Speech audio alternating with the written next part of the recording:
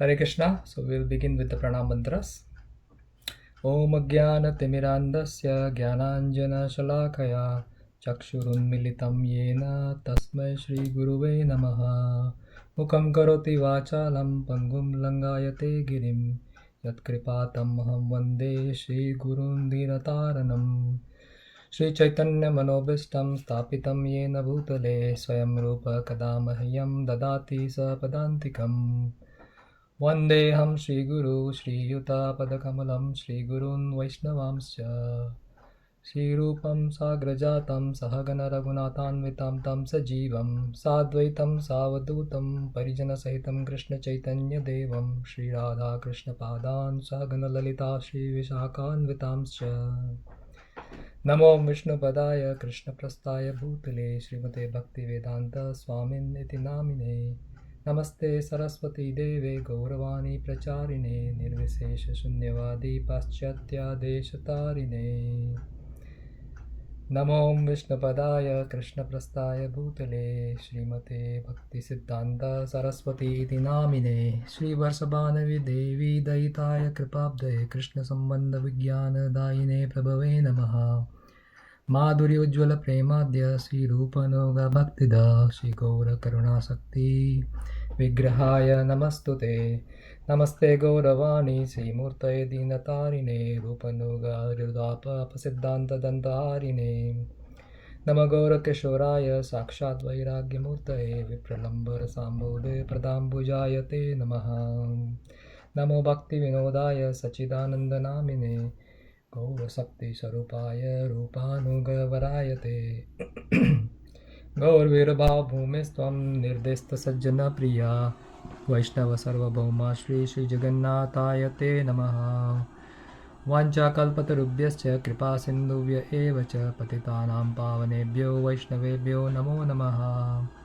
नमो महावदान्याय कृष्णप्रेमप्रदायते कृष्णाय कृष्णचैतन्यनामिने गौरतिसे नमः पंचतत्वात्मकं कृष्णं भक्तरूपास्वरूपकं भक्तावतारं भक्ताख्यं नमामि भक्तशक्तिकम् हे कृष्णा करुणा सिन्धु दीनबन्धु जगत्पते गोपेश गोपिकान्त राधाकान्त नमस्तुते जयतं सुरतोपाङ्गो मम मन्दिरमतिर्गति मत्सर्वस्य पदाम्बुजौ राधामदनमोहनो दिव्याद्वृन्दारण्यकल्पद्रुमादः श्रीमद्रत्नागरसिंहासनस्तुतौ श्रीमद्राधाशीलगोविन्ददेवो पृष्ठालीभिः सेव्यमानौ स्मरामि श्रीमन्रासरसारम्भी वंशीभट्टततस्थितां कर्षन्वेणु स्वनिर्गोपी गोपीनाथाय श्रीस्तु नः तप्तकञ्चन गौराङ्गे राधे वृन्दावनेश्वरी वृषभानुसुते देवी प्रणमामि हरिप्रिये जय श्री कृष्ण चैतन्य प्रभु नित्यानंद श्री अद्वैत गदाधार श्रीवासादि गौर भक्तवृंदा हरे कृष्णा कृष्ण कृष्णा हरे हरे हरे राम राम राम हरे हरे ओम नमो भगवते वासुदेवाय ओम नमो भगवते वासुदेवाय ओम नमो भगवते वासुदेवाय नारायणं नमस्कृत्यं नरं चैव नरोत्तमं देवीं सरस्वतीं वासं ततं जयमुदीरयेत् शृण्वतां स्वकथा कृष्णा पुण्यश्रवणकीर्तनः हृदयन्तस्थो हि अभद्राणि विदुनोति श्रुहत्सिताम् नष्टप्रायेषु अभद्रेषु नित्यं भागवतसेवया Bhagwati उत्तमश्लोके भक्तिर्भवति नैष्टिकी. Hare Krishna and welcome back. Today we are discussing chapter number 12. In fact, we started last week discussing chapter number 12 and we completed about 5 or 6 verses. Unfortunately, the recording was didn't happen through YouTube Live. So I will quickly summarize for those who normally watch the recording at some later times. For them, I'll quickly summarize what has happened in this chapter so far. So this chapter 12 is about the birth of Emperor Parikshit. So Maharaj Parikshit was discussed in chapter number 4, verse number 9 to 12. There were three sets of questions asked. One was, and that came from the last question. So, where do people take shelter after Krishna leaves this material world? So, Suta Goswami, he said that people need to take shelter in Srimad Bhagavatam. So, Srimad Bhagavatam is the literally incarnation of the Lord, and that was narrated by Sukadev Goswami to Maharaj Parikshit. So then the discussion about Bhagavatam came in, that how the Bhagavatam came into existence.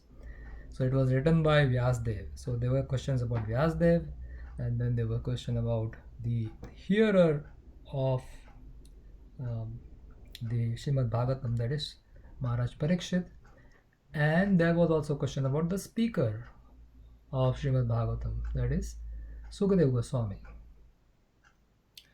So before this 12th chapter, there was a discussion about how Vyasdev wrote Srimad Bhagavatam, how this Srimad Bhagavatam came into existence, how he has written in the book format, and all the discussions lead to that. He wrote all this Vedic literature, but his heart was still dissatisfied. He was not satisfied at heart.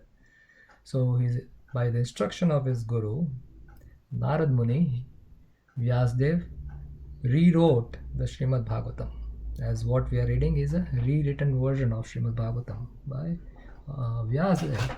And then what he was missing was the narrations of Lord Krishna. He has not glorified the Lord enough in the previous version of Srimad Bhagavatam.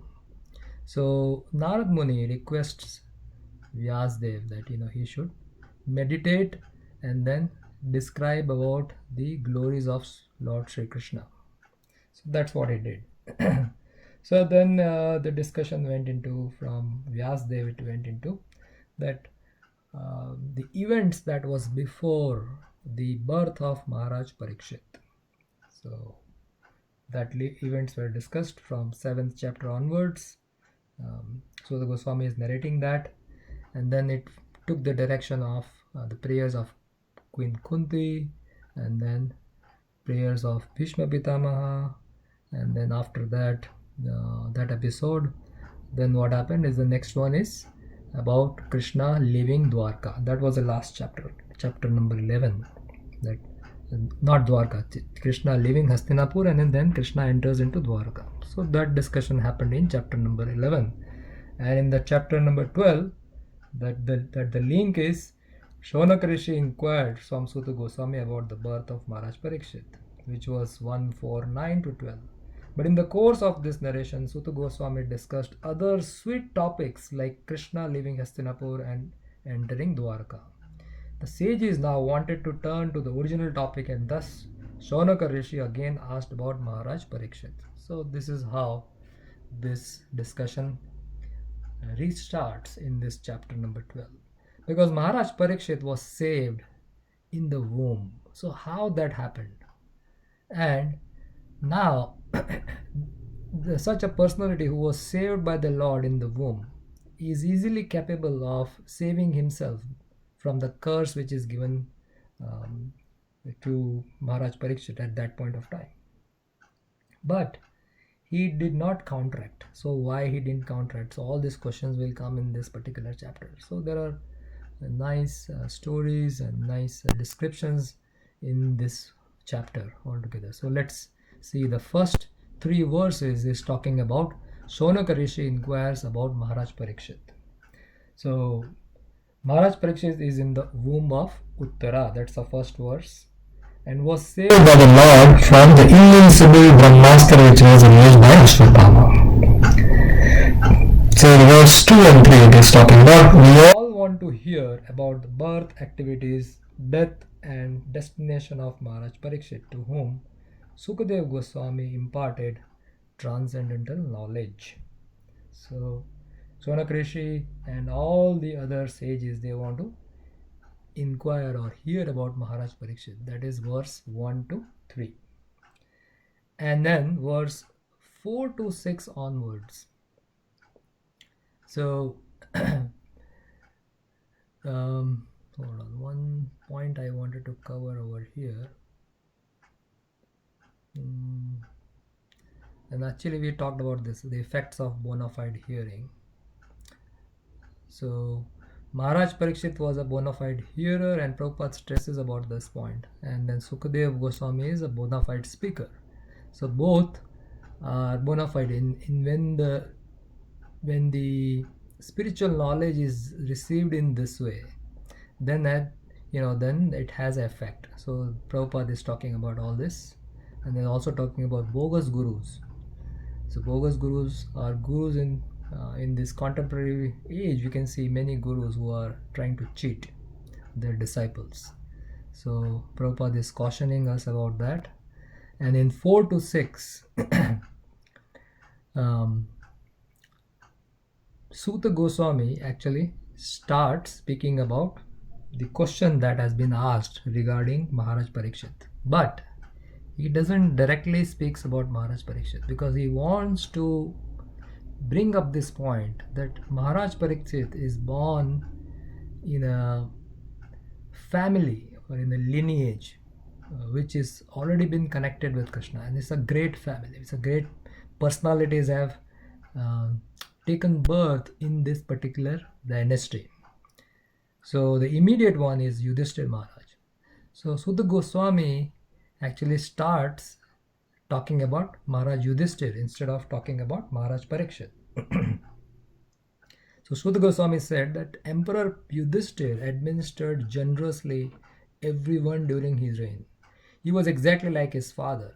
He had no personal ambition and was freed from all sort of sense gratification because of his continuous service unto the lotus feet of Lord Krishna. So this was a character of Maharaj Yudhishthira. He was emperor. So Prabhupada talks about the emperor of this world and how the emperor should be, and he was actually ruling over the entire world, and he personally didn't have any ambition or motive. His motive was to help his citizens to go back to Godhead. So he was free from all kind of sense gratification because he was continuously serving the lotus feet of the Lord. Plus he had no sense personal ambition of any kind. So this kind of leaders can help the citizens, or this kind of leaders are the best to serve the society. Actually, they are not serving themselves, but they are trying to serve the society. Prabhupada talks about praja. So praja is the meaning of praja is someone who is born in that particular place, and even the other species other than the humans, they are also considered as praja. So the king must give protection to their praja, to everybody. And then Prabhupada talks about the current administrator, and then he talks about qualification of Maharaj Yudhishthira, that we already seen in the translation, where Maharaj Yudhishthira knew the science of Krishna very well, for it is stated here that by continuous cultivation of this science, or by continuous devotional service to Lord, he acquired the qualification of administering the state. So he was not administering on his behalf, but he was acting as a servant of Krishna. So whatever was Krishna's desire, what was his desire. And then while doing so, sometimes you may have to be strict. So it appears like a father is sometimes cruel towards his son, but that is required to control the son and take the son into better directions or give proper directions. So similarly, Maharaj Yudhishthira's motive as a king was to help all the citizens to go back to Godhead. So that's what Prabhupada is explaining over here. And as an ideal king, he had no personal ambition, and there was no place for sense gratification, because all his senses at all times were engaged in loving service of the Supreme Lord, which includes the partial service to the living beings who form the part and parcel of the complete whole. So this is how he used to rule. He was continuously engaged in service of the Lord. That was his. That's how Maharaj Yudhishthira used to take care of the citizens. Next verse is the glories of Maharaj Yudhishthir. So they even reached the celestial planet. So even the demigods, they they knew about him. So his opulence was such great that the news of his wealth, fame, sacrifice, and their destinations, queens, brothers, lands, lordship over Jambudvip, they all reached higher planets. So that is verse number 5. And then verse number 6, I think we are discussing verse number 6 today. I don't recall exactly what was the last verse. So let's start from verse number 6. Kim te kama suraspasha mukunda manaso dija adhijarur mudam rajna sudhitasya yathetare. Okay. O Brahmana, the opulence of the king was so enchanting that the denizens of heavens even aspired for it. But because he was absorbed in the service of the Lord, nothing could satisfy him except Lord's service. So he was fully absorbed, and his only means for his satisfaction of his heart was service of the Lord. So the denizens of the law of the even the higher planet, they even aspired to come and actually stay with under the rule of Maharaj Yudhishthir. What satisfies the living entity? So Prabhupada explains that in the purport. There are two things in this world which can satisfy living beings. When one is materially engrossed, he is satisfied only by sense gratification. But when one is liberated condition from all the material modes, he is satisfied only by rendering devotional service for the satisfaction of the Lord. So we all are like somewhere in the middle. Sometimes we are satisfied by serving the Lord, but lot of times or most of the times we are conditioned. So we also enjoy through the modes of nature, material modes of nature. This means that living being is continuously a servitor and not who is being served. Yeah. So in the service to the Lord, we are serving the Lord, otherwise we are serving our senses. Being illusioned by the conditions of the external energy, one falsely thinks himself to be served, but actually he is not served. He is serving, he is a servant of senses like his lust, desire, anger, avarice, pride, madness, and intolerance. So this is what we are serving when we are not serving the Lord. So this is, we need to remember, either we serve the Lord or we serve our senses. It's kind of binary. It's two things cannot happen simultaneously. So when we are engaged in this kind of sense gratification, then we are actually serving the lust, desire, or anger, or whatever this qualities Prabhupada mentions over here. When one is in his proper sense by attainment of spiritual knowledge, he realizes that he is not master of the material world, but is only the servant of the senses. So this kind of realization generally comes after attaining or going through the studies as well as actually contemplating. It's not just studying, but when we contemplate on the subject matter which is given in Bhagavad Gita, then we actually understand that actually we are not the master of this world. We are trying to serve, and in particular we are trying to serve our senses, and through our senses actually we are trying to serve our false ego. At that time he begs for the service of the Lord, and thus becomes happy without being illusioned by so-called material happiness. So when they reach at that when he understands his position to studying the scriptures scrutinizingly and seriously, then what happens? Then he begs, he prays to the Lord to please help us, to come out of this clutches of Maya And then he also begs for the service of the Lord. So the service of the Lord is our opportunity to connect with the Lord. So um, in the beginning stage, when we are we we have that conditioning which is going on at the mental level. So what happens is, when we are overwhelmed with the service, sometimes we get frustrated. But we have to see in one instance is we also see that we have certain limitations, so we should not commit more than what we can actually perform nicely and perform happily. When we take more than what we can chew, then all this kind of frustration can happen. So that's why Prabhupada, a lot of times he was saying that, you do not expand too much. Like, do not take too many things which you cannot handle, right? Because what happens is, the devotees who are at a very high level, for them, they don't get frustrated all this, because they see that service as a connection with Krishna. But in our level, it is very difficult to see the connection of the service unless we have practiced it, that we are actually trying to please Krishna.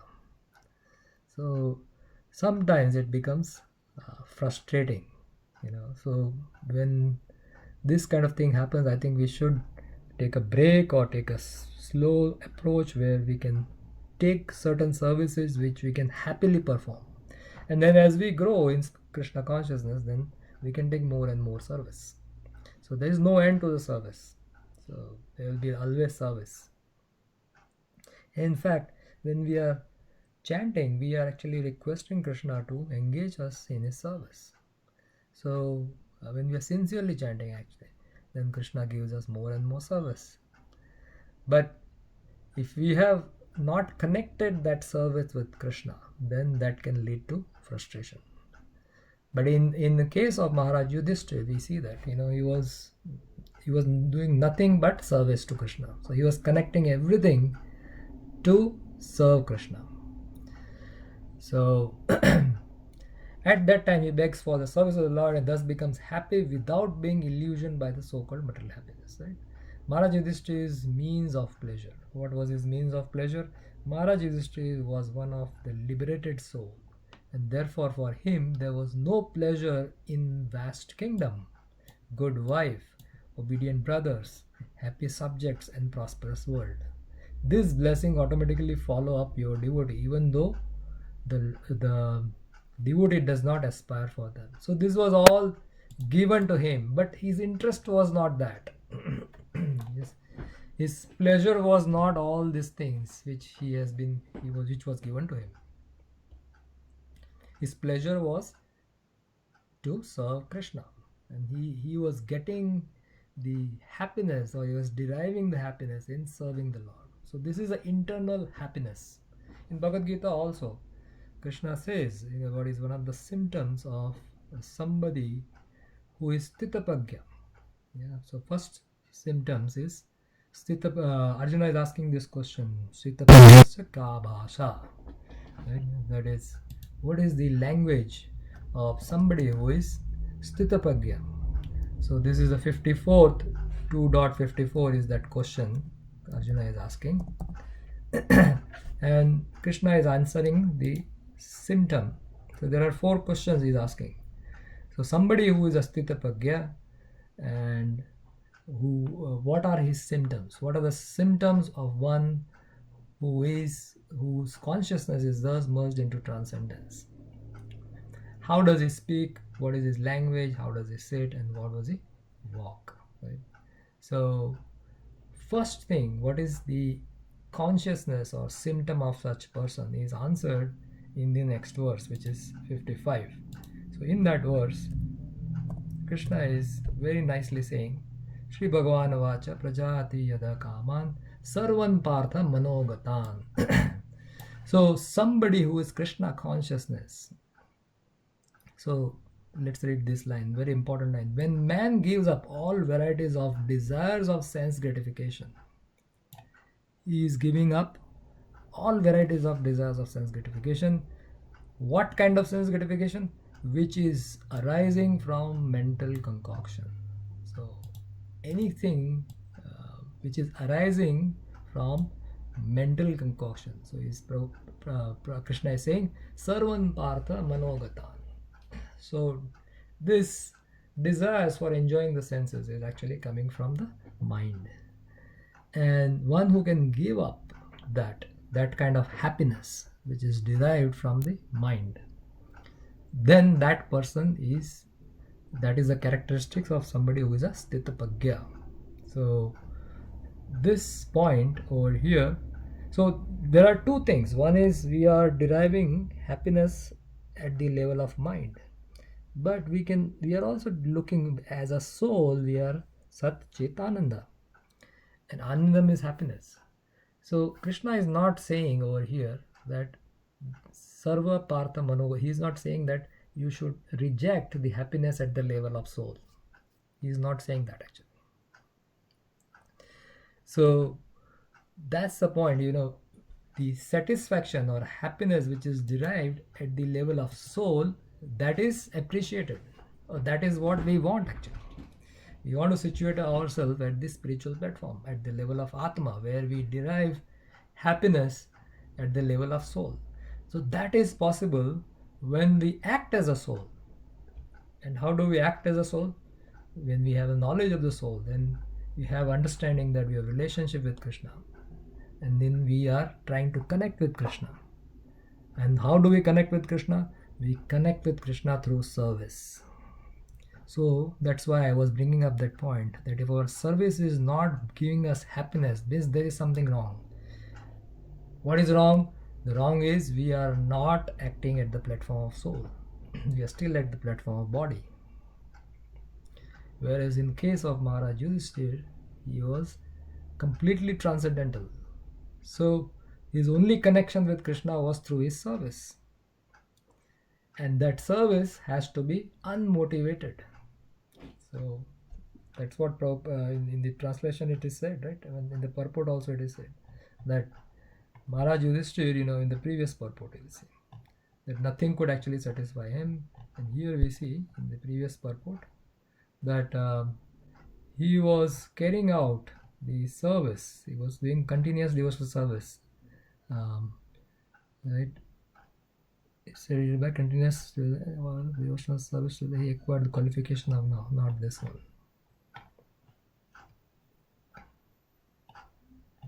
I don't know which verse we studied.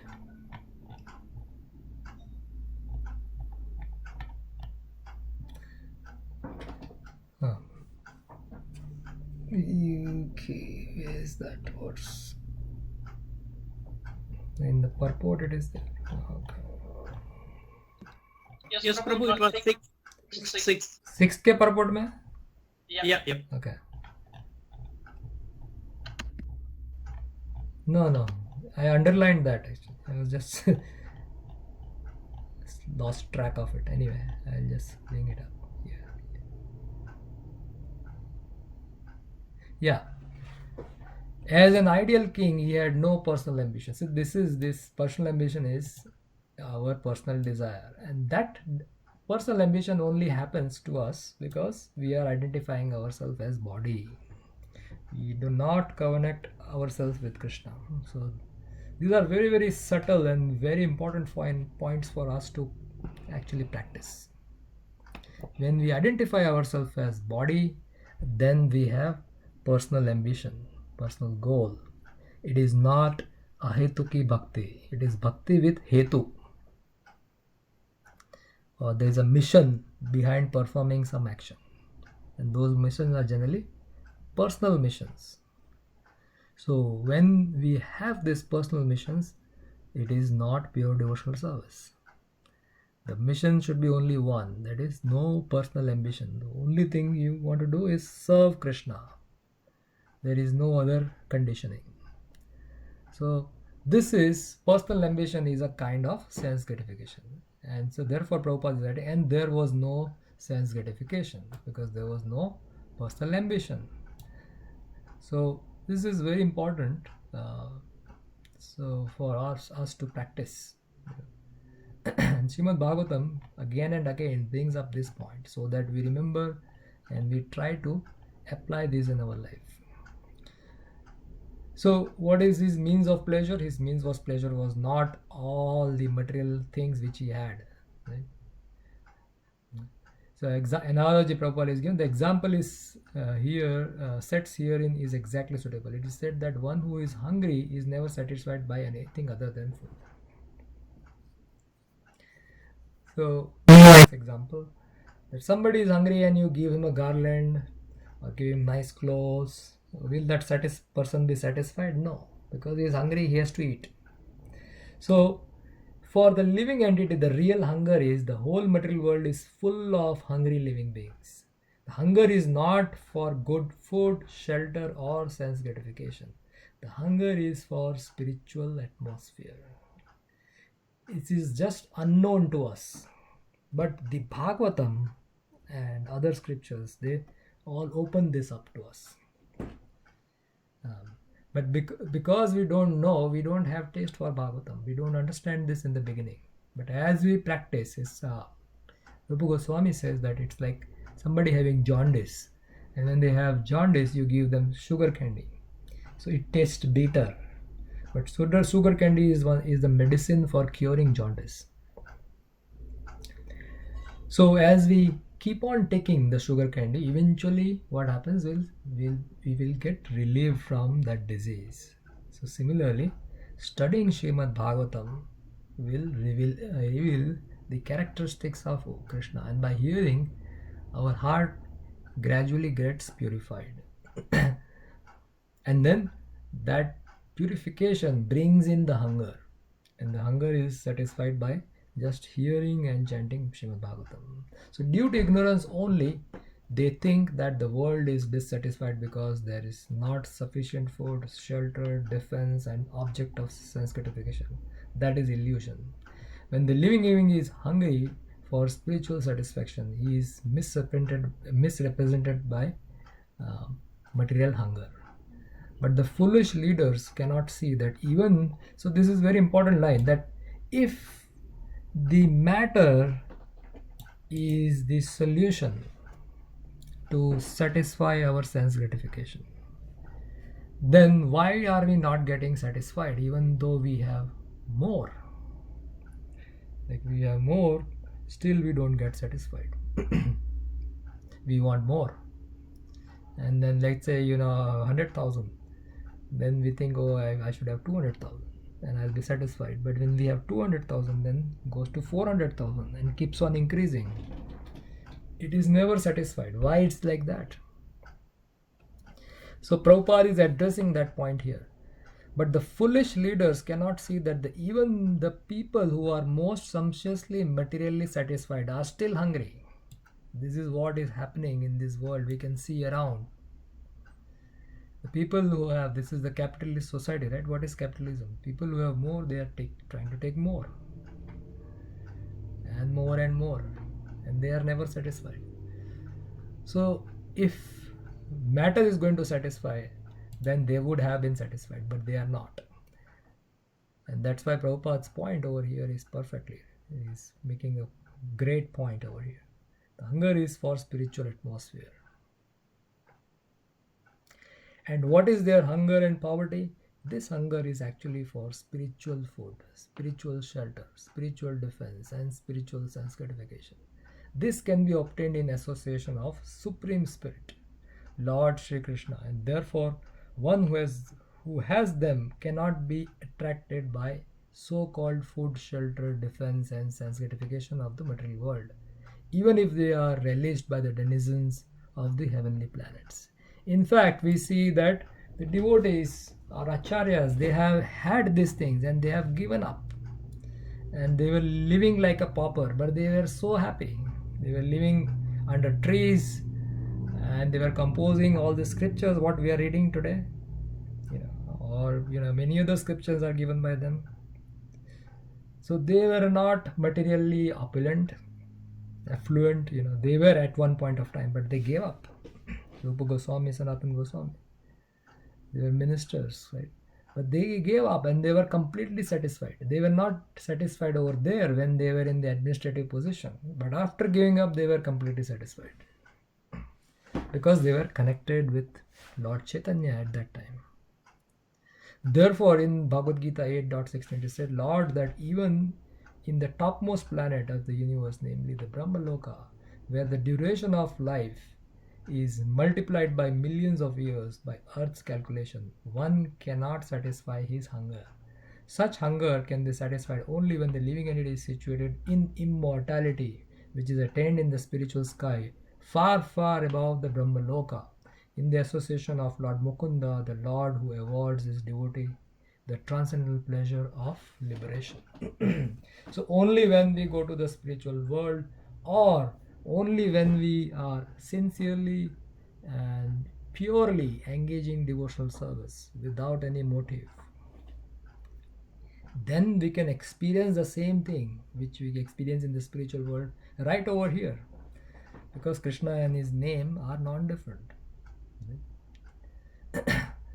So that can be experienced by us, provided we decide to take it.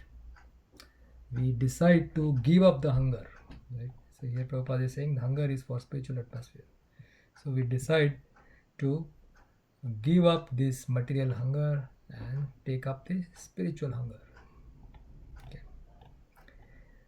So next section, verse 7 to 11, Lord Krishna protects the child Parikshit in the womb. So now Suta Goswami is going to start talking about how Maharaj Parikshit was protected in the womb. So earlier we heard about this, that he was given a life by Krishna. So how he was given, now this particular section is going to describe that. Matur garbhagato vira sat tada bhrigunandana darsasa purusham kenchid daya manosit astra stejasa. O son of Bhrigu, Sonaka. So Sonaka Rishi is son of Bhrigu Muni. When the child Parikshit, the great fighter, was in the womb of his mother, Uttara, and was suffering from the burning heat of Brahmastra thrown by Ashwatthama, he could observe the Supreme Lord coming to him. So can you imagine what's going on? He is in the womb, and Brahmastra, which has been released by Ashwatthama. Ashwatthama actually released two Brahmastra. So one Brahmastra was directed towards the Pandavas, and Lord Krishna, using his chakra, externally everybody could see that Lord Krishna, he destroyed the Brahmastra which was released towards the Pandavas. But at that time Uttara also came running to Krishna, and she prayed to Krishna to protect the womb. She said, like, if you want you can kill me, but please protect the child in the womb. So Krishna did the protection. He saved his devotee. Name bhakta pranashyati. He protected his devotee. But how he did it was not described. Now it is going to be described over here. So Prabhupada, in the purport, Prabhupada is saying that what is death? Death generally involves remaining in trance for 7 months. A living being, according to his own action, is allowed to enter into the womb of the mother by the vehicle of father's semina, and thus he develops his desired body. This is a law of birth in specific bodies according to one's past actions. When he is awake from trance, he feels the inconvenience of being confined within the womb, and thus he wants to come out of it, and sometimes, fortunately, prays to the Lord for such liberation. So death, as we know, when the death happens, at the time of death, which is the end of the life, our consciousness is in trance for 7 months. Because why 7 months? Because it takes some time to switch between the bodies, as well as the consciousness is also regained after some time, which we'll study later in the later cantos of Srimad Bhagavatam. However, we experience the like a trailer of death every night actually, because if you see, when we go to bed, our body is there, but our mind, in fact, our consciousness is not within the body actually. At that consciousness, of course, it is within the body, but we experience through our mental thing. We go into a complete different world, and whatever we are experiencing in our dream is actually, it's a different thing. Sometimes we generally are there in all our dreams. If you recall, in every dream we will be there, and there are some other scenes that will be created in the dream, and then we'll see different things, but we are part of that. So that experience is also real. So it is said that by Sri Baldev the Vidyabhushan that death is like he analyzes that the karma of the living entity is sometimes, not sometimes, but karma is getting burnt. Some of the karmas which when Krishna becomes merciful, he gives that experience of our karma in the dream. So a lot of times in our dream, we are experiencing totally different things. Sometimes we are flying, sometimes we are experiencing something else. So we have a different experience, let's put it in this way, when we are actually sleeping. So similarly, at the time of death, what happens is, at that time the soul leaves this body and then goes to another body, but the soul has its senses. So while it is going to the other body, it is experiencing, because the soul takes the mind, the intelligence, the false ego, this all goes with the soul to the next body. So while it is going to the next body, it is experiencing all that is happening to that soul while the journey is getting to the next body. But at one point of time, that the soul gets into the womb of the mother by the semina of father. So that's how the soul enters into the body, the next body, or what, depending on what actions they have done, past actions and reactions, and then finally the soul is awake. And when it awakes in the womb, it gets awake, and then it's seeing that it is experiencing its kind of cage, and it cannot move. So that's why the bodies of that particular soul starts kicking and doing so many things. And if we eat some different kind of food which is not suitable for that body, then the soul is going through a lot of pain at that point of time. And there the soul sometimes prays to the Lord for liberation, that after I come out, I become your great devotee of yours, and all these things it prays. All these prayers are given later on. And when the soul actually comes out after that, because of this trauma of getting out of the body, mother's womb is so tough that it goes into amnesia and forgets everything. And this is how he forgets what he has prayed in the womb. But this was not the case of Maharaj Parikshit. Maharaj Parikshit, he experiences in the womb something which is extraordinary. So we're going to read here. Maharaj Parikshit, while in the womb of his mother, was struck by Brahmastra released by Ashwatthama, and he was feeling the burning heat. But because he was a devotee of the Lord, and the Lord at once appeared himself within the womb by all his powerful energy, and the child could see that someone else had come to save him. He could see that, we could visualize it. Someone else came to save him. Even in that helpless condition, the child Parikshit endured the unbearable temperature due to his being great fighter by nature. So he took all this pain, but because he had, see, the soul has nature, and that nature is eternal. So he is a Kshatriya by birth. So somebody who is having these great characteristics can only take birth in such a family. So he had that power of endurance. So though the temperature was unbearable, he was, due to his fighting nature, he could stick around. And for this reason, the word Viraha has been used. So the word Viraha has been used for Maharaj Parikshit. Matur Garbo Gato Viraha. The great fighter. Because he endured that unbearable temperature. That's the reason he was called as Vira. In the 8th verse, it is said, the description of the Lord is given, 8th and 9th, the Lord's feature as he appeared in the womb. That is 8th and 9th verse. Angushtamatram amalam spruhat purata maulinam apivya darshanam shyamam tadid vasasam achyutam.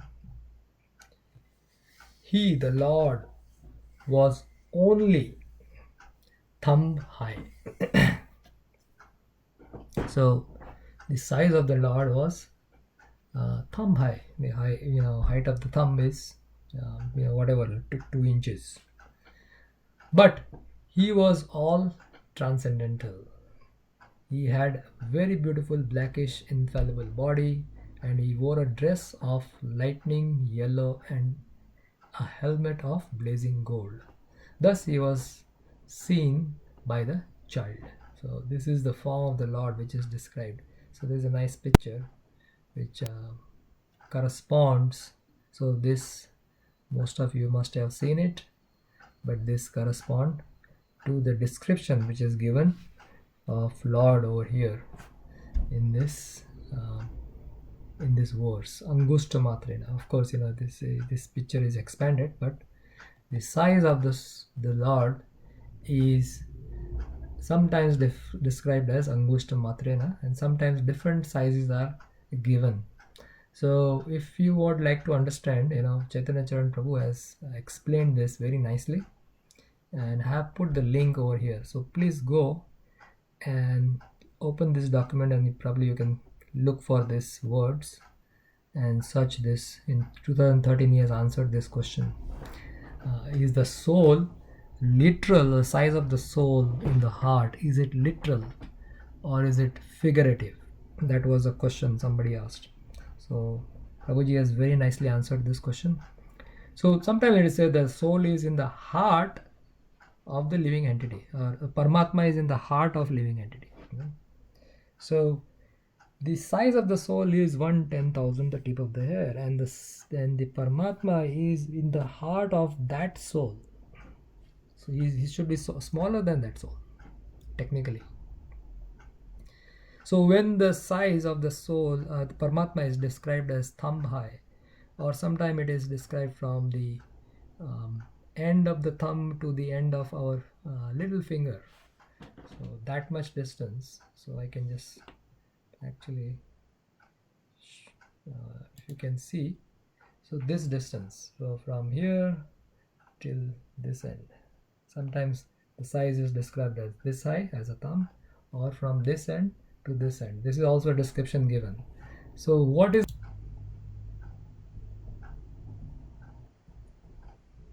it's not allowing me to go here. Okay, I'll stop here. Okay, now I understood what it is. So this, I think I'm using for the first time, so not sure. Okay, now I think it is okay. So is it clear? So one description is given, it's a thumb high, so the size of the super soul is thumb high, or it is from the top of the thumb to the other side of the pinky finger we have. Okay, coming back to verse number 9.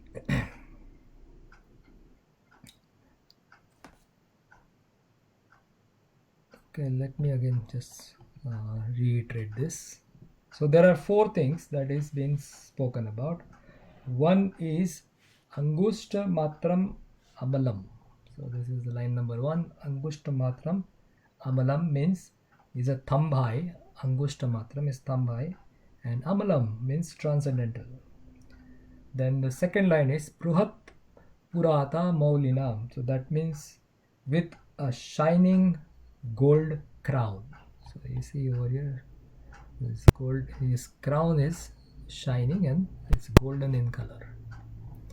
Third line, which is talking about Apivya Darshanam Shyamam. That is beautifully blackish color. So bluish blackish color. Over here it is a little bit purple or pinkish kind of thing, but he's bluish black. And then the last line is Tadid Vasanam Achyutam, with cloth like lightning. So his clothes are yellow, it's like lightning color, and he's always on top of a lotus flower. So this is a description given of the Paramatma. Okay, verse number 9.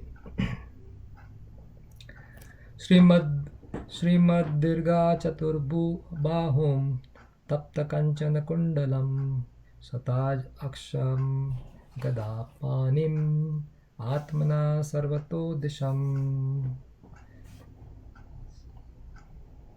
The Lord has enriched with 4 hands, earrings of molten gold, and eyes blood red with fury.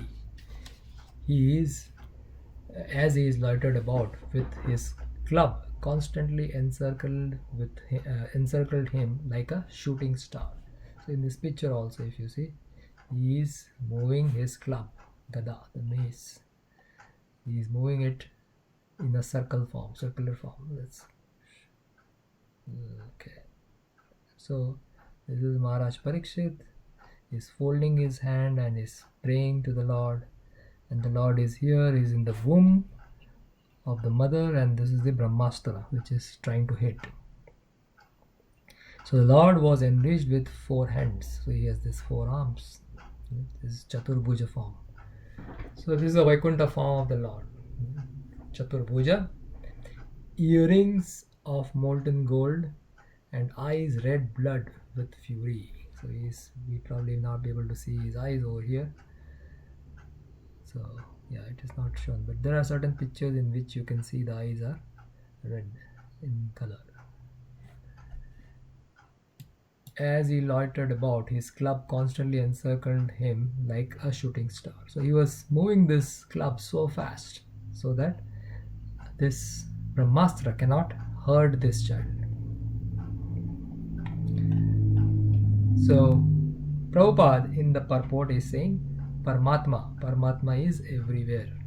It is said in Brahma Samhita chapter number 5 that the Supreme Lord Govinda, by his one plenary portion, enters into the hell of the universe and distributes himself as Paramatma, or the super soul, not only within the heart of every living being. So I was talking about the heart of every living, right? So this is the super soul is actually in the heart of the living being. So living being's size is 1/10,000 the tip of the hair, and in the heart of the living being Paramatma resides. So he is not only in the heart of the living being, but he is also within every atom of the material elements. So these atoms have certain kind of, if you study the structure of the atoms, so the electrons, there are protons, neutrons, there are many other things within the nucleus of the atom, and then there are electrons which are moving around at constant speed. So how it is going on, how things are manifesting or moving, so that is by the Prabhupada in one place is saying that it is by the energy of which is given by the Supreme Lord himself in the form of Paramatma. Because he is sitting in the atom also, the atom is also able to do whatever it is doing. So he is everywhere. So but within every atom of the material element. Thus Lord is all pervading by his inconceivable potency. So he is everywhere, and that is something which we cannot even understand, because how somebody can be everywhere at the same time, and at the same time he is one person. So Paramatma, how many Paramatma are there? Paramatma is one, but he's distributed himself into heart of every living entities, as well as he is there in every atom. But still Paramatma is one. So that is the inconceivable potency of the Lord. And thus he entered the womb of Uttara to save the Lord, to save his beloved devotee Maharaj Parikshit. So he is already there actually. So the Lord manifesting in the womb of Uttara and to save Maharaj Parikshit is nothing surprising, because he's already there in the womb, because he's there in every atom. So he's there in the womb. So there is no issue actually in that case. He doesn't have to travel from somewhere else and then he has to manifest himself. At that time, he is playing a role of maintainer in the womb anyway, but then he took a role of protector. Immediately from maintainer he became of course in maintenance protection also comes, but he manifested himself. He showed the form. He was merciful enough to show his actual form to Maharaj Parikshit, and he could see it. Lord is a protector of the devotees. In Bhagavad Gita 9.31, the Lord assured everyone that his devotees are never to be vanquished. So what is 9.31?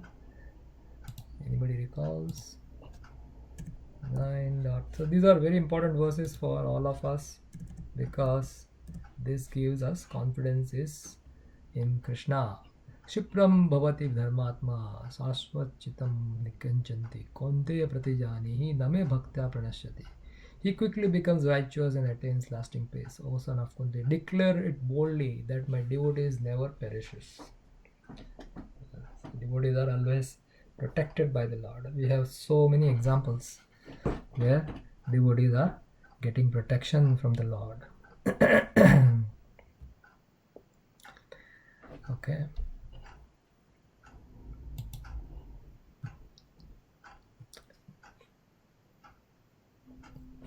So, no one can kill a devotee of the Lord because he is protected by the Lord, and no one can save a person whom the Lord desires to kill. So that statement in Bengali, it is a proverb like Rakhe Krishna, Mare Ke, and Mare Krishna, Rakhe Ke. If Krishna wants to kill, nobody can protect. And if Krishna wants to protect, nobody can kill. So when we have a deeper understanding of this message, or we have a conclusive understanding of this particular line, then we become fearless. This is one statement when we understand and when we have realized it. That okay, when Krishna is there to protect us, and he is going to protect me, and if Krishna is protecting me, I don't have to be fearful at all, under any circumstances. But this kind of confidence takes time. It takes time, it takes a lot of service, a lot of realization, a lot of connection with Krishna. When this service, as we discussed earlier, service is a way we connect with Krishna. And we want to talk with Krishna. Then the medium of talking with Krishna or interacting with Krishna is through service. And when we sincerely serve Krishna, then you'll start saying Krishna is reciprocating. He will reciprocate actually. He is a person. He will reciprocate to us in different ways. He may not stand in front of us and start smiling or doing like this kind of things. What he's doing with the Pandavas, he may not do, or if we are lucky enough and we are pure enough, then he may do it that way also. But in our case, we should assume that we have still a long way to go. A lot of purification has to happen before we experience all this. So this Purushottam Mass is going on, and we read every day this Chaurashtakam, right? So the author Bilva Mangal Thakur, then his eyes were spoken when he was composing those great songs. Krishna was coming and he was hearing, he was sitting in front of him. He used to hear and relish those poems which Bilva Mangal Thakur used to narrate or speak or chant. Anyway, continuing, the Lord is all powerful and therefore he can both save and kill as he likes. He became visible to his devotee Maharaj Parikshit even in that awkward position in the womb of his mother, in a shape just suitable for his vision. So, see, the Lord wanted to give darshan, and he came in the form which Maharaj Parikshit, who was in the womb, can conceptualize or see. The Lord can become bigger than thousands of universes and can become smaller than an atom at the same time. Merciful as he is, he becomes just suitable to the vision of the limited living being. So, in our case, he is also very merciful to us. And to our vision, he comes through the Archa Vigraha. So, the Archa Vigraha form is Krishna, who is so merciful that he comes in that form and gives us opportunity to serve him. He is unlimited. He is not limited by any measurement of our calculations. He can become bigger than what we can think of, and he can become smaller than what we can conceive. But in all circumstances, he is the same all-powerful Lord. There is no difference between the thumb-like Vishnu in the womb of Uttara and full-fledged Narayan in Vaikuntha Dham, the kingdom of God. So there is absolutely no difference. The same Lord who has manifested either in the spiritual world or in the material world right in front of Maharaj Parikshit. Or it's the same Lord who is there in our temple as Shri Radha Nil Madhav. The same Lord. The same potency. It's because of our limitation, we don't see it. So Maharaj Parikshit, before this incidents happened, he also didn't see it actually. Isn't it? But as soon as that incident happened, Lord just manifested. Because he was a devotee. So Lord immediately came and gave him protection. Similarly, in case of Prahlad Maharaj, in case of Maharaj Ambrish, and so many other, so many pastimes which are given in Srimad Bhagavatam, where the Lord just manifested at the right time. Dhruva Maharaj, after all his penances, the Lord immediately came, actually, hearing his prayers. So Narada Muni, so many examples. So now Prabhupada brings that point over here, Archa Vigraha. He accepts the form of Archa Vigraha, worshipable deities, just to accept service from his different incapable devotees. So these are all us. So we are all incapable devotees in this material world, but because of Lord's mercy, we get the opportunity to serve this most merciful form of the Lord in terms of Archa Vigraha. So we should take it, when we are serving the Lord, we should take it very seriously, and we should have that mood that this is the Lord himself actually. There is no difference between the Lord and the Archa Vigraha actually. By the mercy of the Archa Vigraha, the form of the Lord is in material elements. The devotees who are in this material world can easily approach the Lord, although he is not conceivable by material senses. So, because of our limitations, the Lord is so merciful that he takes this form which we can see, which we can touch, which we can serve. So when we serve, we have to have that mood that this is the Lord himself, and he is merciful that he has come to me in this particular form, and he is giving me opportunity in this particular form. So therefore, when we have this mood, then we will not be, while doing the service, our attitude will not be very casual. Our attitude will be, that we serve the Lord sincerely. So the Archa Vigraha is therefore all spiritual form of the Lord, and to be perceived by the material devotees. Such an Archat Vigraha of the Lord is never to be considered material. There is no difference between matter and spirit for the Lord, although there is a gulf of difference between the two in case of conditioned living being. So in our case, there is a big difference. In case of Lord, he is not bound by this matter or spirit. This matter is also a energy of Krishna. Right? It's an inferior energy, although, but the deities are not inferior; they are actually transcendental. Right? So, in case of Lord, whatever Lord touches, that becomes superior energy. For the Lord, there is nothing but spiritual existence, and similarly, there is nothing except spiritual existence for the pure devotee of the Lord in his intimate relation with the Lord. So, for pure devotees also, they are all actually for this. Everything is actually spiritual.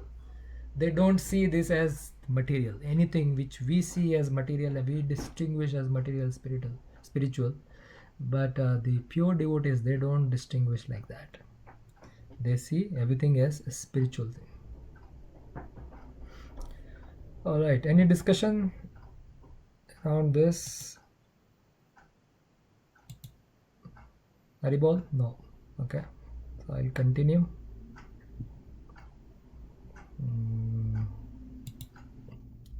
Verse number 10.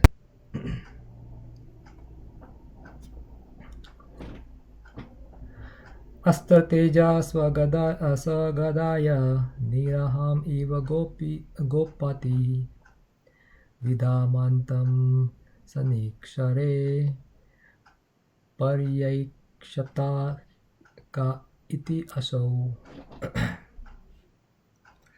The Lord was thus engaged in vanquishing the radiation of the Brahmastra, just as the sun evaporates the last a drop of dew.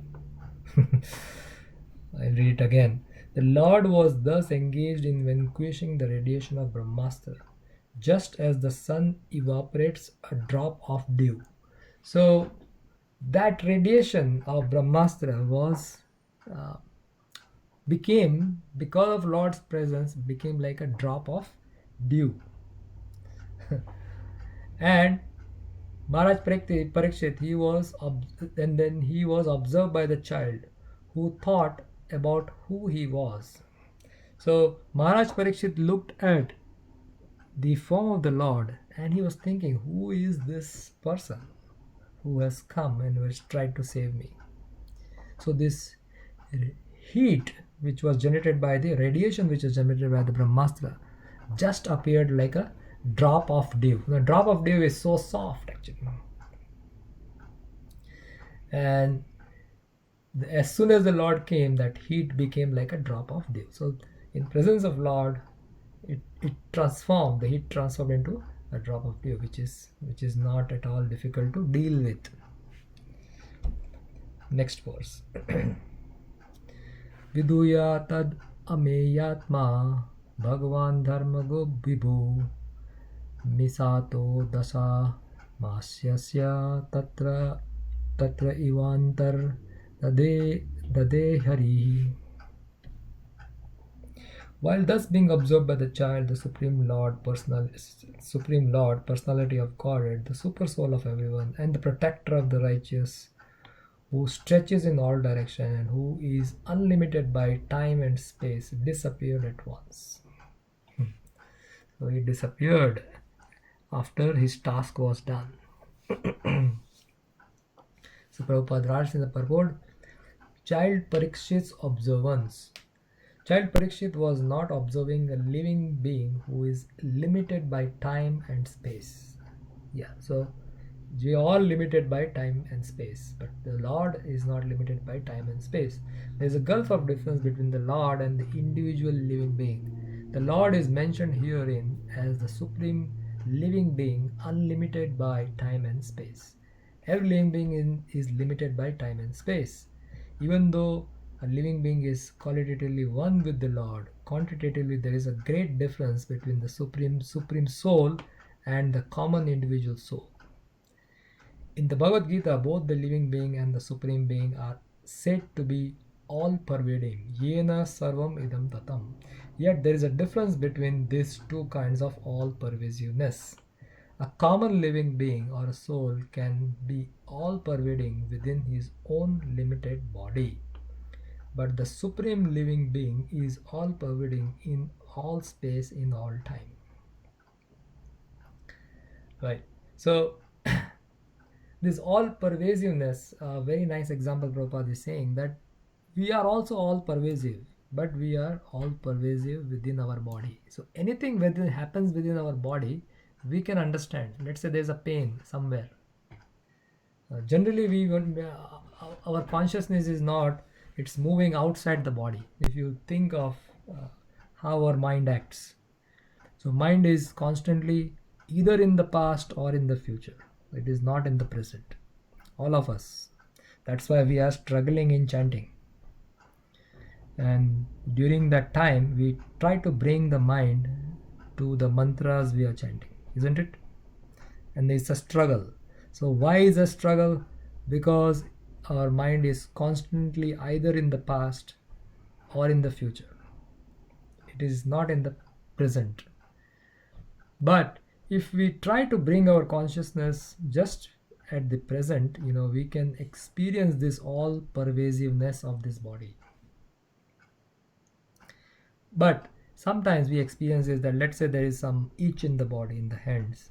So immediately our hand will go to the place where it is itching. So why do we know this?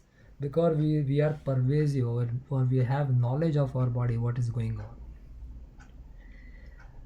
Now we can expand that in terms of Lord. He is pervasive of everything, all the bodies at the same time. So this is two different kinds of all pervasiveness. Our all pervasiveness is within our body, whereas Lord's all pervasiveness is within everyone's body. A common living being cannot extend its influence over another common living beings by its all pervasiveness.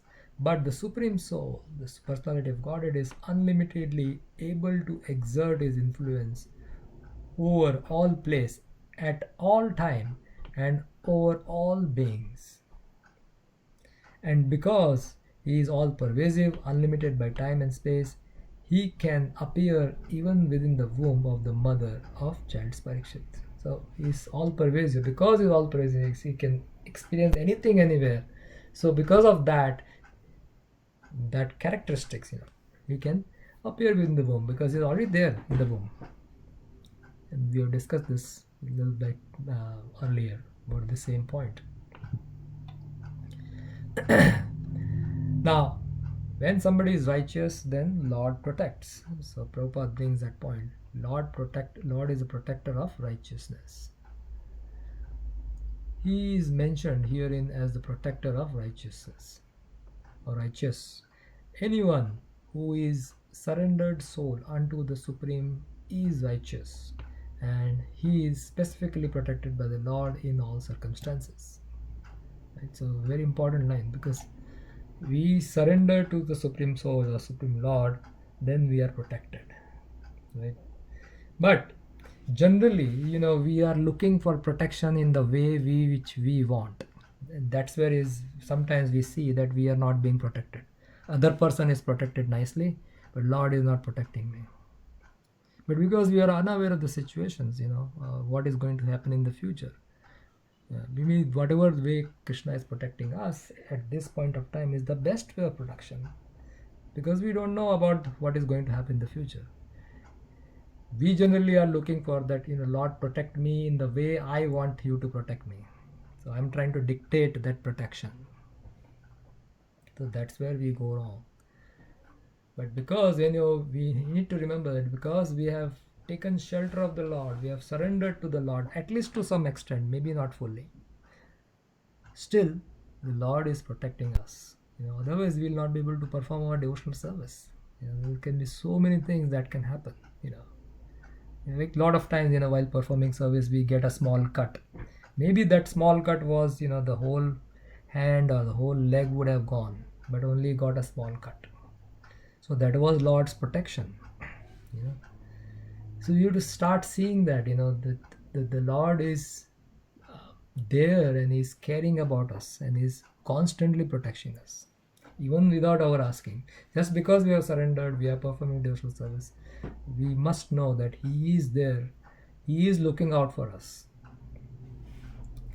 The Lord is the indirect protector of unrighteous also, for He rectifies their sins through external potency. So He is also actually protecting the others. How? He is protecting through the external potency, through the Maya potency. So this punishments which comes in life of any person is nothing but it's a correction facility basically. So if somebody is going through the karma, means that person has not learned. So for example, in the city you have all these jails. So what is jail? Jail is nothing but a correction facility. But somebody in the jail has learned his mistake and become a good citizen. Then is he going to be in the jail? So in the material world also we know that if somebody does good task in the jail, they are relieved. Sometimes the sentence may be like 20, 30, 40 years. But after 10, 15 years, if they are good, they become good citizen, then they don't need to keep that person in the jail. So they relieve that person and say, okay, you become a nice citizen. Now you go out and live happily. Maybe in this world they will say like this. So similarly, when we are rectified, when we have surrendered to the Lord and we have we are trying to rectify our mistakes. So whatever punishment we are supposed to have, the Lord reduces it. So instead of cutting our entire hand, just we get a scratch. So something big was supposed to happen, but now we have experienced a very small karmic effect of that. This is for the devotees, but for the non-devotees who are not surrendered, they have to go through the sufferings, which is also designed. It's a correction mechanism, so that they learn over the period of time that okay, if I do mistakes like this, if I do sinful activities, then I am surely going to be punished. So eventually that person learns through that hard way and then stops doing all these sinful activities and finally surrenders unto the Lord. So the Lord is mentioned herein as one who is dressed in 10 directions. This means dressed with garments on 10 sides, up and down. He is present everywhere and can appear and disappear at his will from everywhere and anywhere. His disappearance from the sight of child Parikshit does not mean that he appeared on the spot from any other place. So this is the point we already discussed, but Prabhupada is bringing this point again to make us clear that Lord is present everywhere. So he came in front of Maharaj Parikshit, but then he disappeared again. So do not consider that disappearance as that Lord has left that place. No, he is still in that place. His disappearance from the sight of the child Parikshit does not mean that he appeared on the spot from any other place. He was present there, and even after his disappearance, he was there, although invisible to the eyes of the child. Right? So he is not visible at this point to Maharaj Parikshit. So this particular point is important because we have heard about this aprakat leela of the Lord in Vrindavan. The aprakat leela of the Lord is still going on. So leelas or pastimes of the Lord are nitya, eternal, and aprakat means it is not visible to us because it is eternal. It is still going on, but it is not manifested in front of us, or we cannot look at it because of our disqualification. We cannot experience it but it is still going on, and that's what because Lord is there everywhere, but in Vrindavan specifically he is there. He resides there and he performs his pastimes in the earthly realm even today. And sometimes we hear in temples some kind of, because we are looking for miracles. Actually all of us are interested in miracles. So sometimes we are interested in seeing all those things, especially in Nidhivan. If you go to Nidhivan, every night the Ras Leela is happening, going on there. And then in the temple, they keep all the sweets and they keep all water and all the stuff for Lord to accept those offerings. And the next day morning, the doors are closed, but when they open the door, they see everything is scattered around. So when we see this, then we kind of believe, that okay, Lord has accepted that.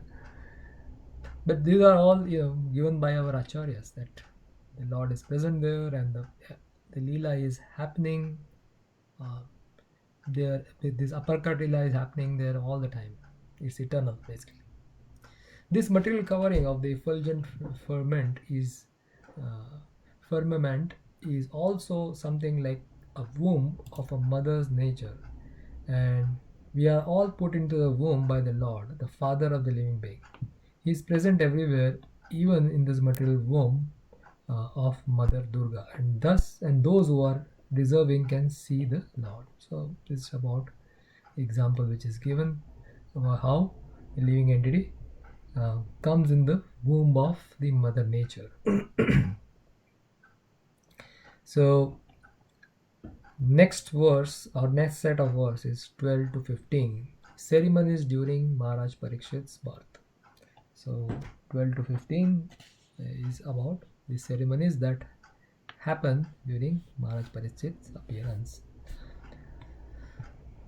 Okay, so first verse is talking about Tata Sarvagno Drake Sanukule Graho Dhyaye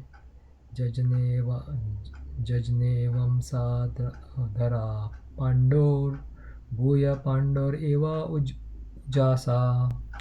Thereupon, when the good vibes, all the good signs of zodiac gradually evolved, the heir apparent of Pandu, who would be exactly like him in prowess, took birth. So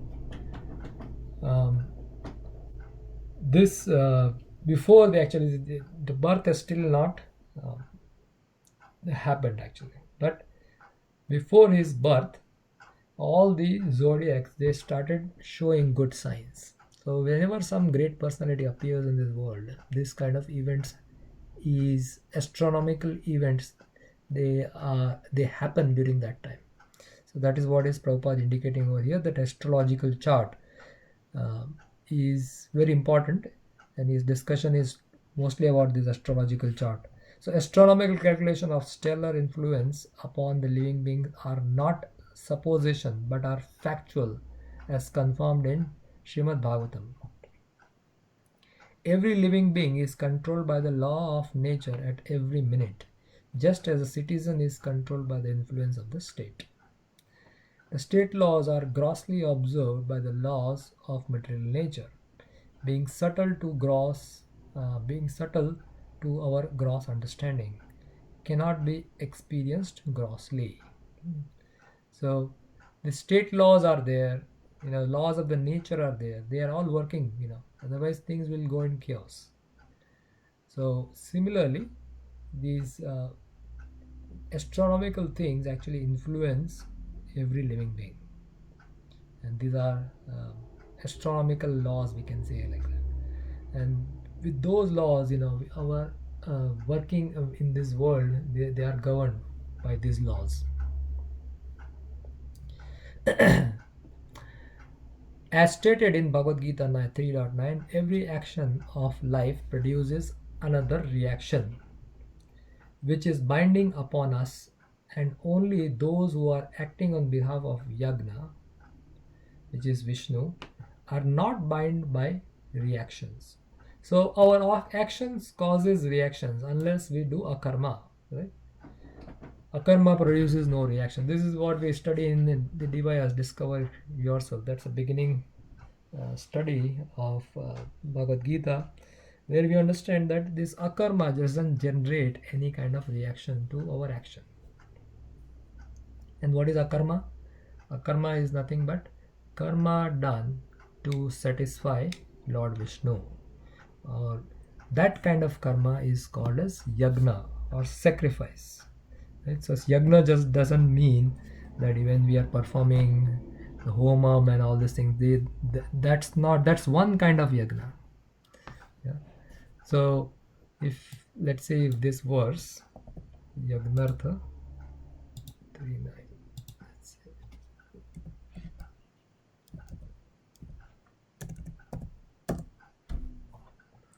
So yagnartha karmano anyatra lokoyam karma bandhana tadartham karma kaunteya mukta sangha samachara. Work done as sacrifice for Vishnu has to be performed, otherwise work causes bondage in this material world.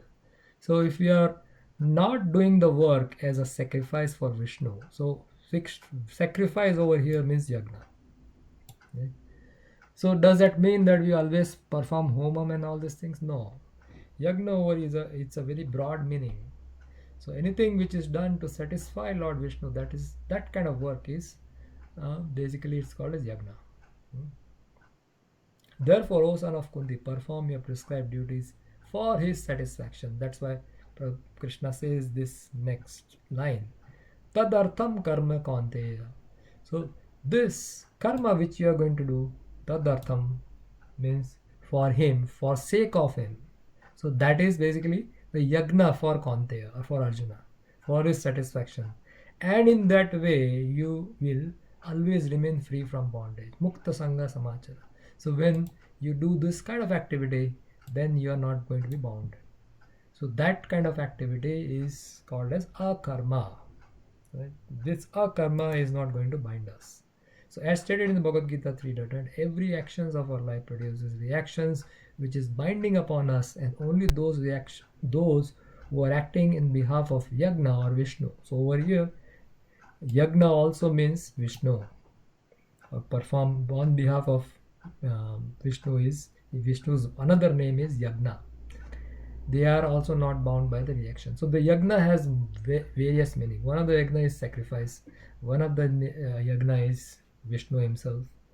So basically acting for satisfying the Supreme Lord, that kind of acting is not going to bind us. Otherwise, all the other actions, if it's not done with that particular consciousness, then it is binding in nature.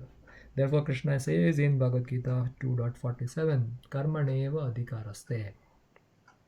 Right? Normally we are attached to the fruit of the work. So Krishna is saying, Karmaneva adhikaraste.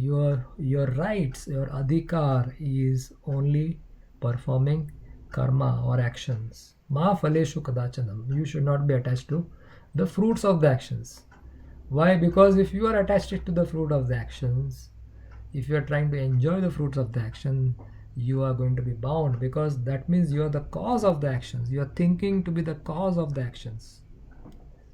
That's why we are attached, because I am doing it. I do some actions, so I must get some results. Isn't it? Normally our tendency is like that.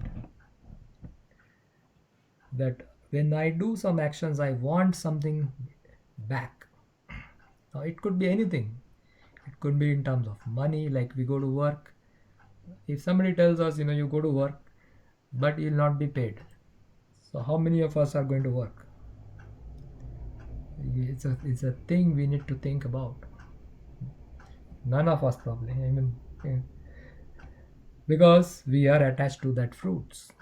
Right? So unless we are acting in such a way that, if our adhikar is only doing action, we have to come to that state actually at one point of time.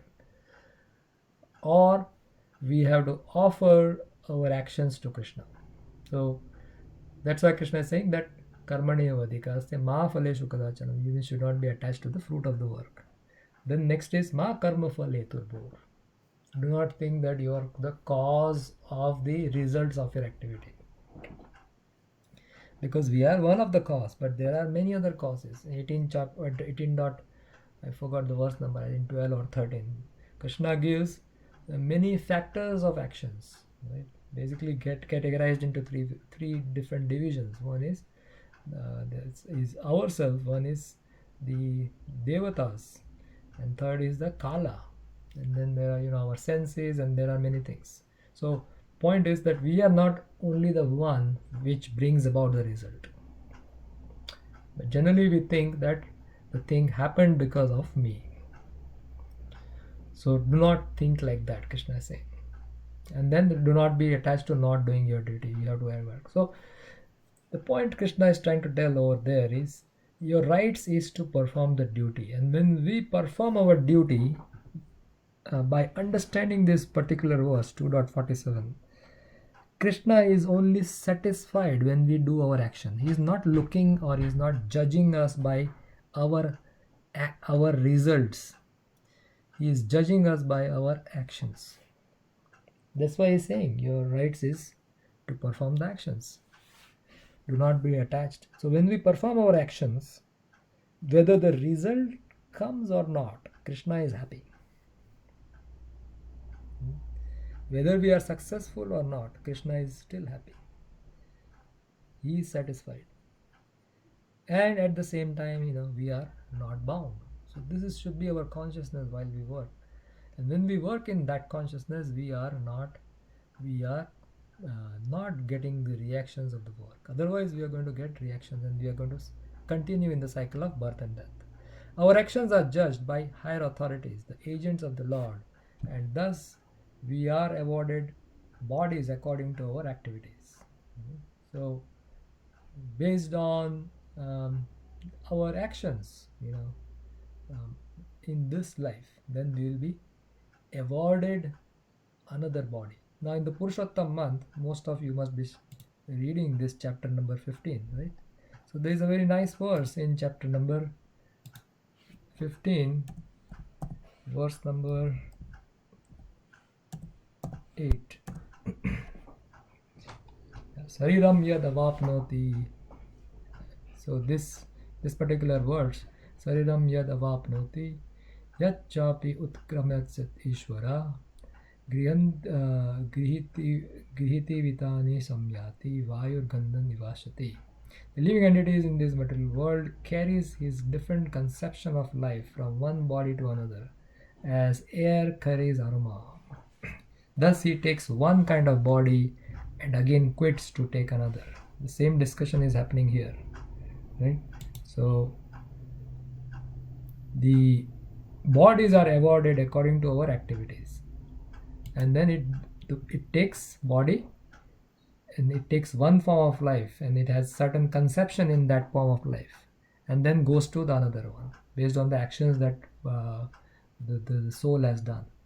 And how it is happening? It's as air carries aroma. Thus he takes one kind of body and takes the another one. He quits this one and gets another one.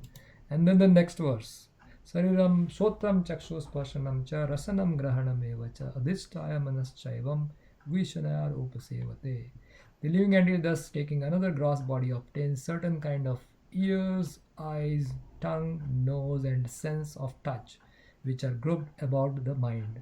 He thus enjoys a particular set of sense objects. So this is what is going on, unless we break that cycle, unless we break the cycle and perform action for Lord Vishnu. Otherwise the cycles are going to go on. The law of nature is so subtle that every part of our body is influenced by respective stars, and a living being obtains his working body to fulfill his term of imprisonment by the manipulation of such astronomical influences.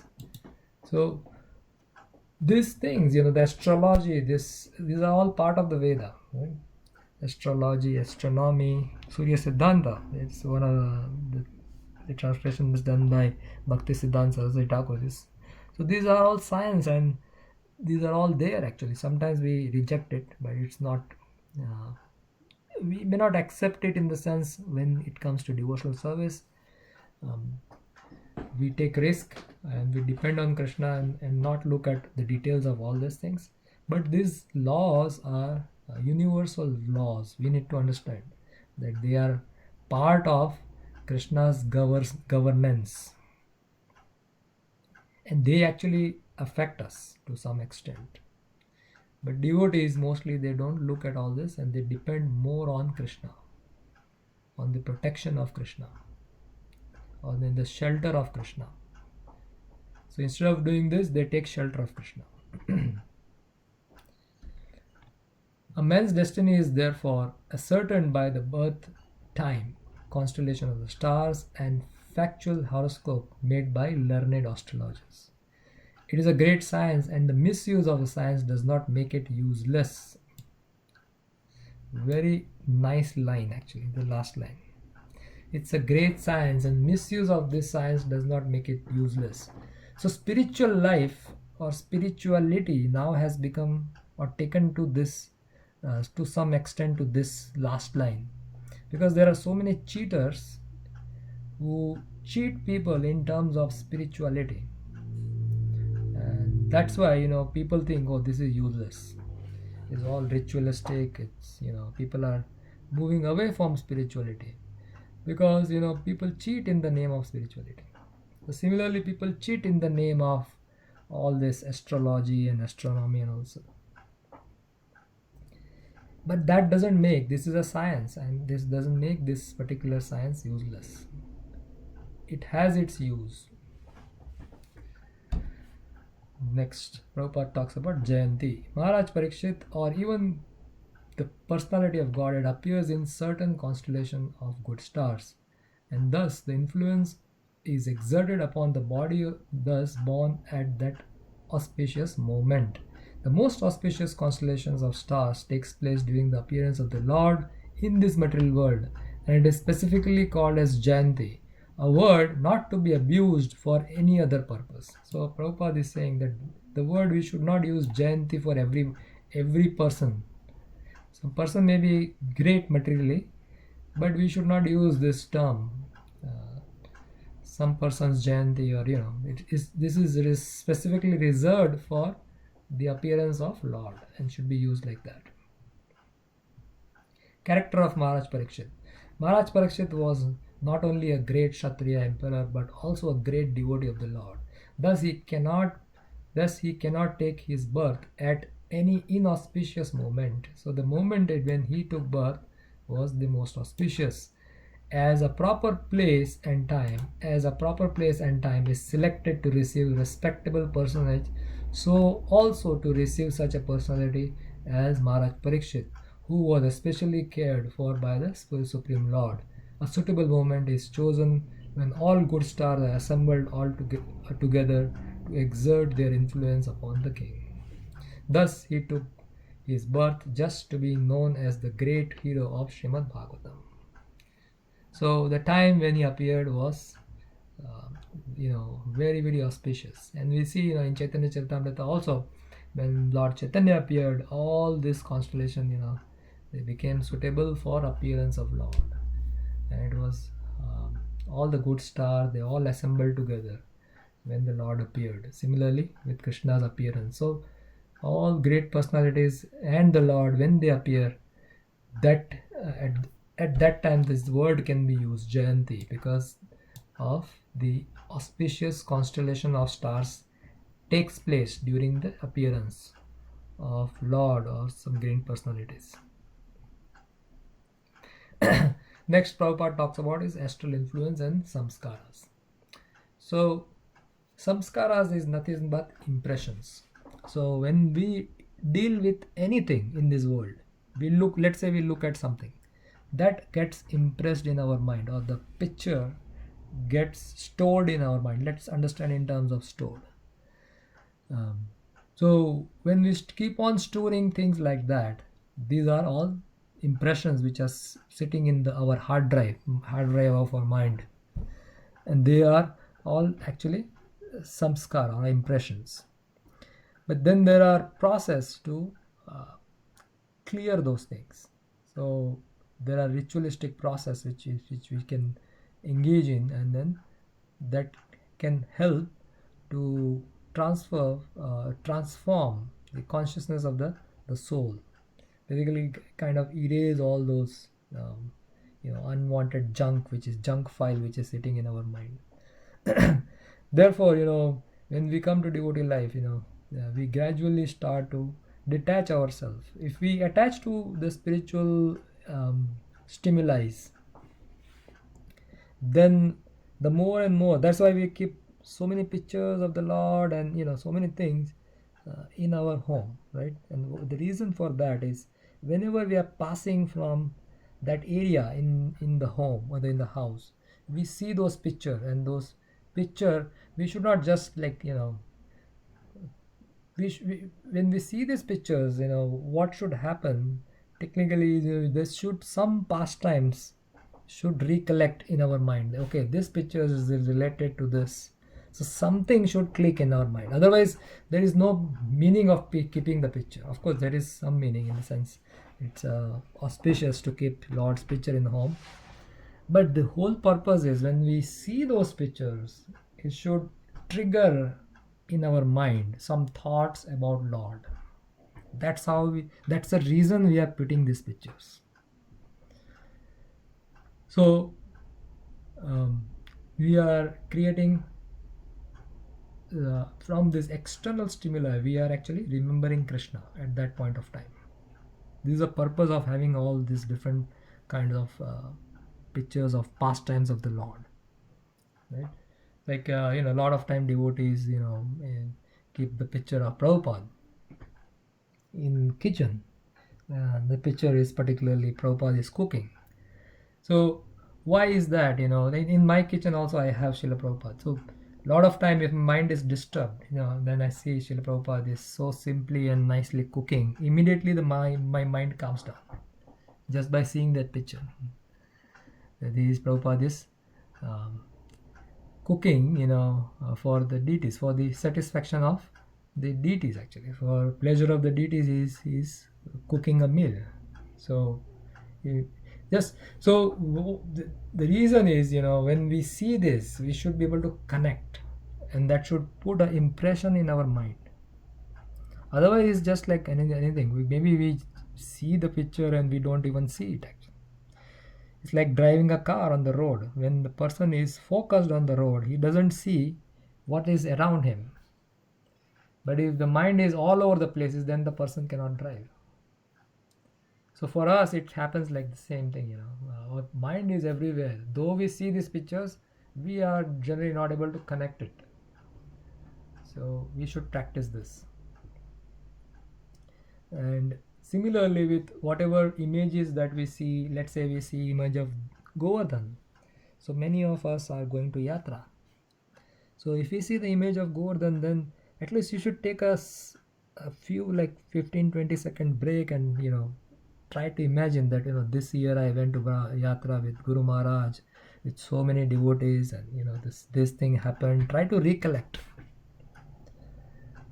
So this is how we are, as a devotee, we are purifying our samskaras, our impressions in the mind. We are putting in new impressions. We already had those old impressions, but those old impressions are gradually going away if we are practicing nicely, and these new impressions are being built.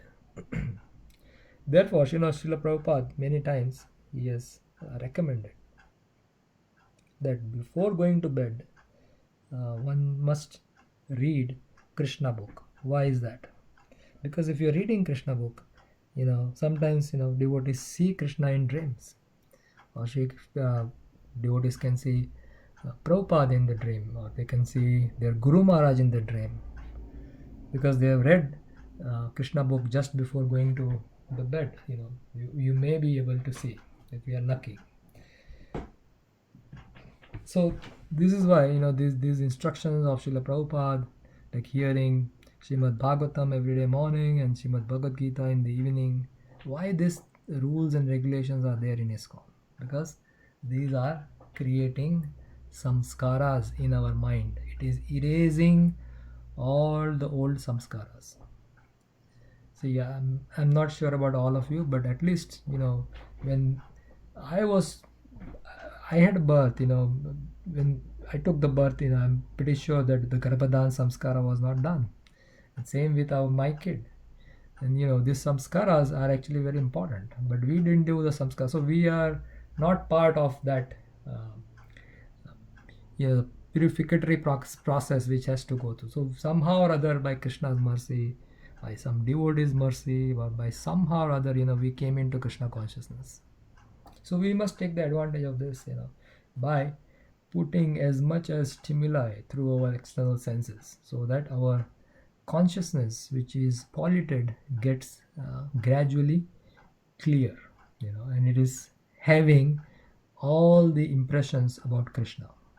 If we can have like this, then at the time of death, we, because of all the impressions of Krishna which we have, then we can remember Krishna at the time of death. Yam yam vapi smaran bhavan, Krishna is saying, one who lives at the time of death, when he is remember about me, then he is going to come to my planet. And therefore Krishna is saying, tasmat sarveshu kaleshu mam anusmara yuddhacha. So sarveshu kaleshu, that's why Krishna is saying all the time, not sometimes kaleshu. It's sarveshu kaleshu. Then he's saying sarveshu kaleshu what? Mam anusmara yuddhacha. Think about me, first think about me, and then fight or carry out your duties. In case of Arjuna, it was fight. In case of us, it is carrying out our prescribed duties. So thinking about Krishna is so critical. Mam anusmara yuddhacha. What is mam anusmara yuddhacha means? Again, coming back to this, it is the samskara, with the impressions which we are putting in our mind. So very, very important. So astral influences and samskaras. The suitable arrangement of the astral influences is never a creation of man's will, but it is the arrangement of the superior management by the agency of the Supreme Lord. Of course, the arrangement is made according to the good or bad deeds of the living beings. Okay. So based on our past karma, these arrangements are already there actually. Herein lies the importance of pious acts performed by the living beings. Only by pious acts can one be allowed to get good wealth, good education, and beautiful features. So when somebody has this, indicates that person is pious, or at least he or she was pious in the previous life. And somebody doesn't have this, that indicates otherwise. The samskaras of the school of Sanatan Dharma, men's eternal engagement, are highly suitable for creating an atmosphere for taking advantage of good stellar influence, and therefore Garbhadan Samskara, or the first seedling purificatory prescribed for the higher caste, is the beginning of all pious act to receive good, pious, and intelligent class of men in human society. So when somebody performs this Garbhadan Samskara, in ISKCON also the Garbhadan Samskara is not exactly same like that, but if somebody wants to conceive, generally they chant like 64 rounds, husband and wife, and do some kind of prayers, and then they try to conceive the child. Because nowadays this we don't have very qualified brahmanas also who can perform all these kind of samskaras. So for us, Srila Prabhupada has given a very simple formula: chant Hare Krishna. That's it, because that's Maha Mantra. So if somebody has taken the advantage of this, in fact, I have heard about Garbhadan Samskara only after coming to ISKCON. So earlier this conception was, I never heard it actually, that this samskara is there. There are some other samskaras I have heard, but everybody is doing it, so we are also doing it. It was like that. But this Garbhadan Samskara I came only after reading Srila Prabhupada's book. So there will be, so it makes sense that when you perform this kind of samskara, then what you are doing is actually you are purifying yourself, and you are inviting a soul which is of higher nature.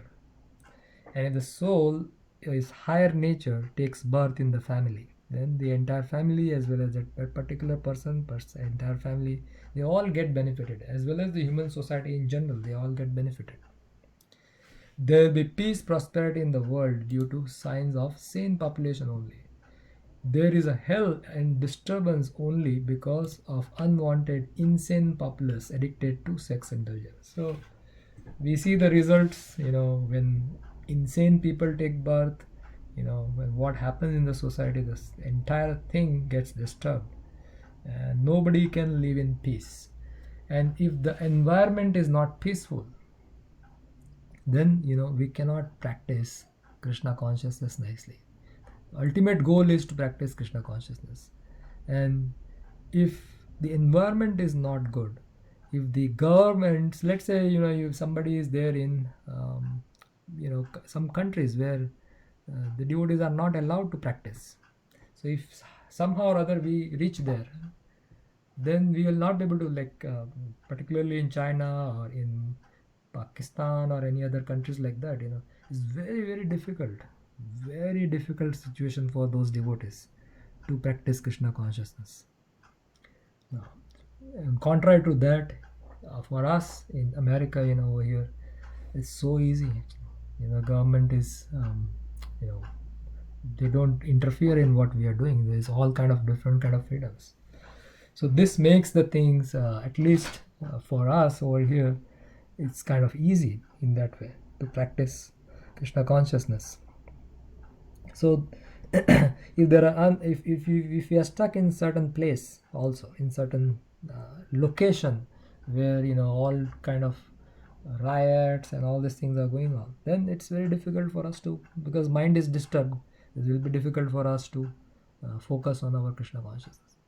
So therefore good society is required, and for good society good governance is required. Therefore you will see in Bhagavatam, right from the beginning, Prabhupada, purports after purports, is focusing on this, having a king or a person in a position who is Krishna conscious. Because if the king is Krishna conscious, then the citizen will have opportunity to practice Krishna consciousness nicely. Otherwise, if the mind is disturbed, it is not peaceful. If it is disturbed, we cannot practice Krishna consciousness. Even if you get a scratch in our body, it's so difficult to focus. So think about that the job is not there, or family, somebody is sick, or this or that, whatever things that happens in this world, how disturbed the mind would be. And it is in the disturbed condition, it is very difficult to focus on Krishna consciousness unless we are highly spiritually realized. So people can still do that. If person is realized, even in tougher situation, they are completely Krishna consciousness, in Krishna conscious actually. Examples in scriptures, the example of the Pandavas. They have gone through difficulties after difficulties. And Queen Kunti, in her prayer, we read it. She is actually asking for difficulties, because when the difficulties are there, they can take shelter of Krishna more than when the conditions are good. But our situation is not like that. So we artificially cannot ask for something what Kunti Devi is asking. For us, the situation, the society situation, the things around us has to be in proper conditions. Everything has to be favorable. Otherwise, we'll not be able to focus. Therefore, Krishna, protection, we can see it in this way. When we talk about Krishna's protection, he is giving us this environment in which we can practice Krishna consciousness nicely. And that's what is discussed in these purports. So next week we'll start from verse number 13. Any discussion or any thoughts or any comments? Alright. If not, we'll stop here and then we'll continue in the next sessions. Thank you so much. Grantaraj Srimad Bhagavatam ki jai. Srila Prabhupada ki jai. Gaur Premanande Haribol. Thank you so much. Haribol. Thank you, Prabhu. Thank you, Prabhuji. Thank you. Hare Krishna.